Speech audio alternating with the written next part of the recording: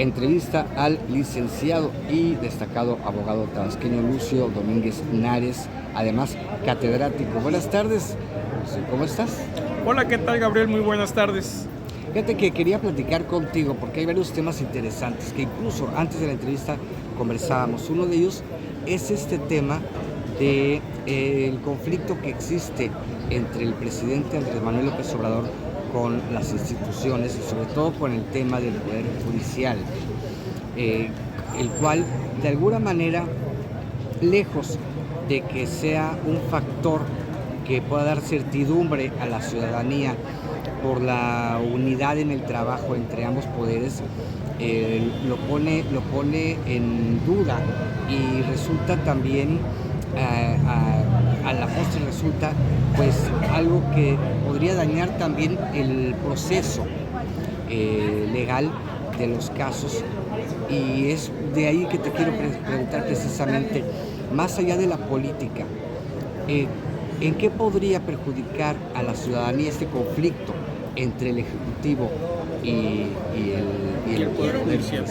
Sí, mira, sin duda alguna, en primer lugar, esta disputa que encontramos entre el Poder Ejecutivo Federal y la Suprema Corte, en concreto con los ministros, es una disputa que se dirime en cuanto a lo que es el derecho constitucional, por un lado, y lo que es también el poder desde el punto de vista de las ciencias políticas y la sociología política, obviamente.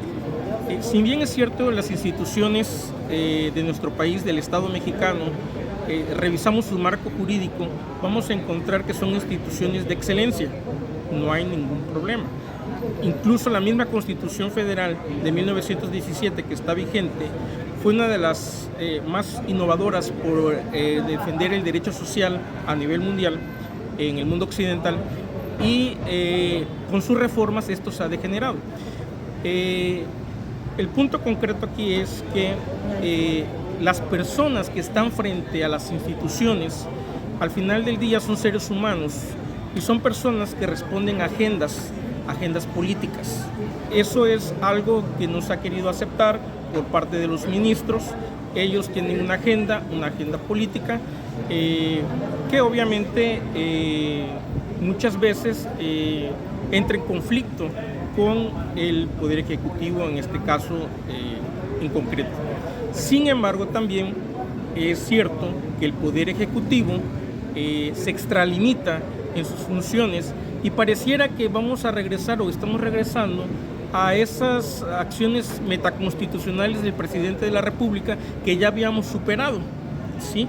Entonces, pero sin embargo, eso es una primera impresión. Si nos metemos a un análisis profundo de la situación, podemos observar que efectivamente las instituciones del Poder Judicial están enmarcadas dentro de una situación que se presta a una mala praxis por parte de los operadores jurídicos. ¿Por qué una mala praxis?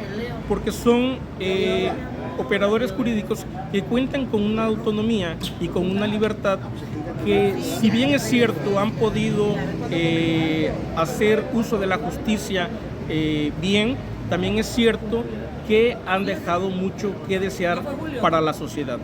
En nuestro país, lamentablemente, tenemos dos tipos de justicia. La justicia que nunca va a tocar a aquel que tiene dinero y la justicia que siempre va a tocar y perjudicar a los que no tienen dinero. Pues esa es una realidad. Entonces, por ejemplo, cuando un grupo de campesinos va ante la Suprema Corte a emitir un amparo, a solicitar un amparo para, por ejemplo, contra una concesión de una empresa transnacional, la Suprema Corte termina muchas veces dándole la razón a estos corporativos. ¿Por qué? Porque los campesinos, al final del día, no cuentan con los recursos y con los elementos necesarios para poder tener una defensa adecuada. Y además, no hay que olvidar que en la Suprema Corte se dirimen asuntos de cuantías muy considerables. Entonces hay intereses de por medio, intereses económicos, intereses políticos. que es cuando yo digo que existen agendas económicas y políticas por parte de los ministros al momento de emitir sus veredictos, ¿no? Sus sentencias. En un momento dado, ¿qué ocurriría si tuviera el Ejecutivo el poder absoluto sobre el Poder Judicial? Esto no va a ocurrir porque no debemos de olvidar que la Constitución marca la división de poderes, ¿sí? Lo que sí causa escozor es, incluso entre los académicos, es ¿por qué se trata de limitar al Poder Judicial cuando deberíamos de proponer o de propulsar su autonomía, su independencia para que pueda ejercer una justicia más acorde a las necesidades del Estado mexicano y del pueblo mexicano? Bueno, resulta que hay un problema, vuelvo a insistir, detrás de la Suprema Corte hay ministros y detrás de esos ministros hay seres humanos y los seres humanos somos clarososcuros y muchas veces estos clarososcuros hacen que nosotros tomemos decisiones que muchas veces perjudican a una colectividad, ¿sí? El problema aquí es ¿qué va a pasar si no hay un control en las actuaciones de estas personas que se encuentren al frente del Poder Judicial, ¿no? Entonces, ¿quién controla al controlador? Ahora, pasando un tema de alguna manera que tiene mucho que ver con todo esto, la marcha que ayer se vivió en la Ciudad de México y también en algunos estados donde la gente pues está exigiendo una defensa hacia la democracia, que ya no volvamos al pasado cuando pues era simulada, ¿no? Y máxime cuando lo que se ha pretendido por medio de la 4T se supone pues es respetar justamente la libertad del derecho a incluso a la manifestación, y se ve esto pues que no se está cumpliendo no solo por lo que la gente ha estado manifestando para defender la democracia, sino que además el propio presidente condena estas marchas. Y desde tu punto de vista, una, ¿es legal lo que se está haciendo? Y dos, ¿es legítimo? Sí, todos tenemos la libertad de expresión, de manifestarnos pacíficamente, como ocurrió el día de ayer. De hecho, esta marcha que se dio el día de ayer, donde una buena parte de la sociedad mexicana salió a manifestarse, es una prueba palpable de que estamos en un Estado de Derecho. Ahora, desde mi punto de vista personal, son desafortunadas los comentarios que hizo el presidente de la República al descalificar estas marchas, porque con que hubiese dicho, bueno, ahí está el claro ejemplo de que en mi gobierno existe la libertad de expresarse, existe la democracia, existe la pluralidad, existe un Estado de Derecho, no hubo represión, no hubo infiltrados, etcétera. Pero lamentablemente el presidente sale y dice, bueno, a descalificar esta marcha, ¿no? Que abona la polarización que se vive en la sociedad mexicana, que en realidad no debería de ser, ¿no? Entonces, sin embargo, también hay que entender que el pueblo de México se conecta más con estos tipos de ideas que si uno expresa lo que ya he dicho, ¿no? Entonces es lo que pasa en la cuenta de X, tengo entendido, ¿no? Que la polarización que hay ahí, las disputas que hay en estas redes sociales lo hace atractiva para mucha gente, y es porque tiene muchos seguidores esta cuenta, ¿no? Esta red social. Si es legítima, claro que es legítima, todos tenemos el derecho de expresarnos, de manifestar. En lo personal, yo sí digo, bueno, estas marchas bien hubiese estado que se hubiese hecho desde hace muchos años atrás, porque hasta ahora porque el problema de la democracia en México no es de ahorita, es un problema que venimos arrastrando de hace muchas décadas y nunca se había visto que un sector como es la clase media saliera a manifestarse, ¿no? Entonces, pues algo así es importante de considerar. Bueno, antes se daban, pero precisamente con Andrés Manuel encabezándolas, ¿no? Totalmente, pero también con todo el aparato represor del Estado, claro, ¿no? Habían infiltrados, habían gente que tenían la firme sentencia o convicción o la orden de ir a reventar estos eventos. Tú lo debes de saber como periodista que, por ejemplo, al menos en Tabasco, cuando Andrés Manuel andaba en estos lares, cuando hacía sus eventos, las fotos que tomaban los periodistas que no eran afines a Andrés Manuel, que eran periodistas oficialistas, tomaban ángulos donde no se veía una mayor concentración de la gente.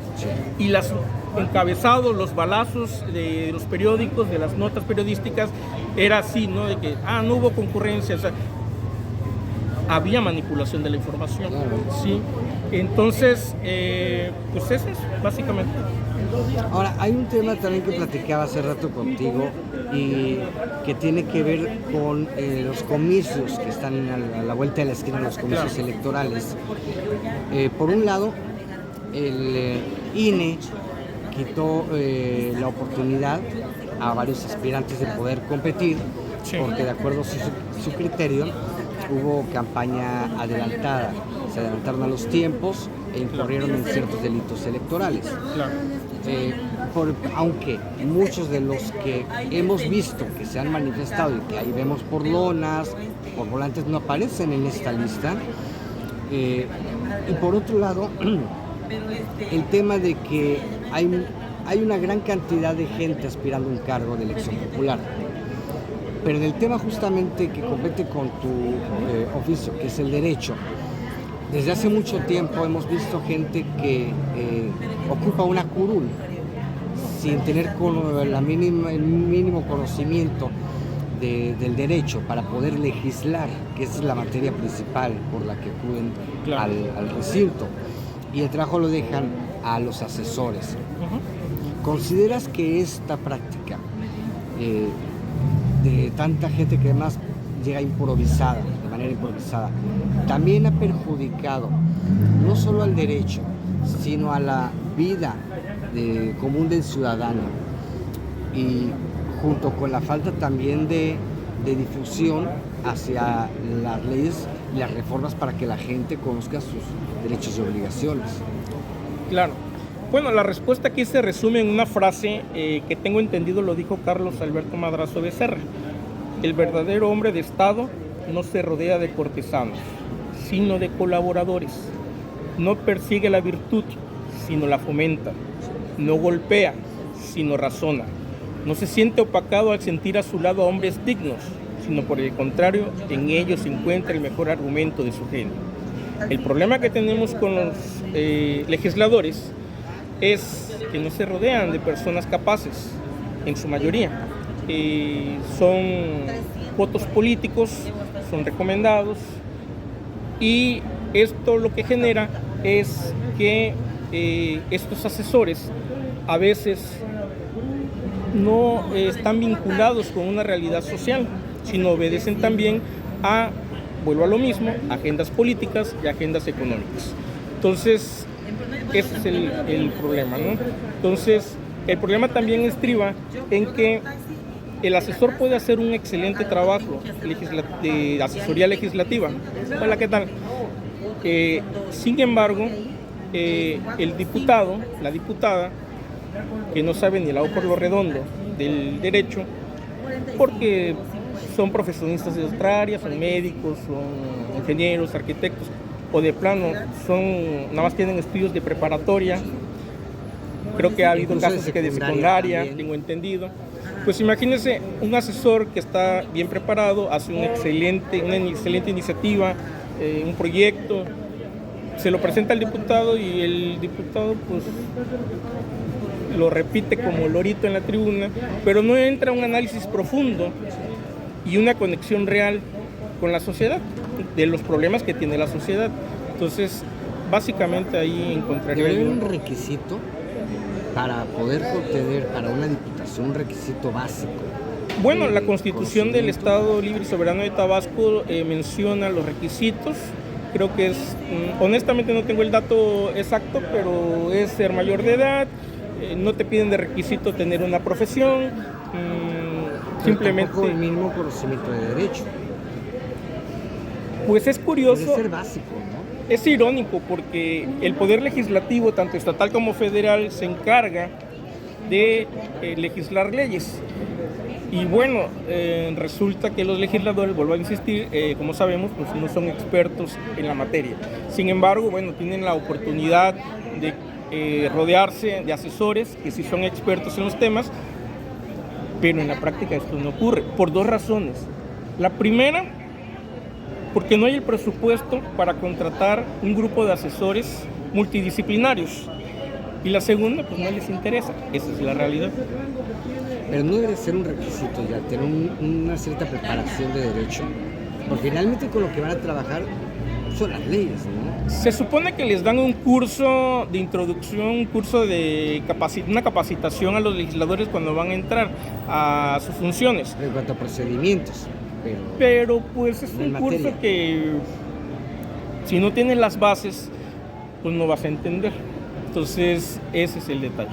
Yo a veces me pregunto, por ejemplo, los diputados y diputadas aquí en el estado de Tabasco, que les toca revisar cuentas públicas, que bueno, lo hace el órgano fiscal del estado, el que está acá en... El órgano superior de fiscalización. El órgano superior de fiscalización que del antes estado. lo hacían los diputados. Que antes lo hacía el estado. Pero yo me pregunto, ¿cómo te metes a una cuestión técnica, ¿no? Sí. Si no tienes la preparación? Aunque seas un abogado experto legislando, ¿cómo te metes a esos temas? Entonces, para eso están los asesores. Pero insisto... Sin embargo, luego califican el trabajo de los expertos en tribuna. Sí, más bien lo descalifican. Descalifican. Lo descalifican, ¿no? Y así, ¿no? Entonces, ese es el detalle. Digamos, en resumen, que lo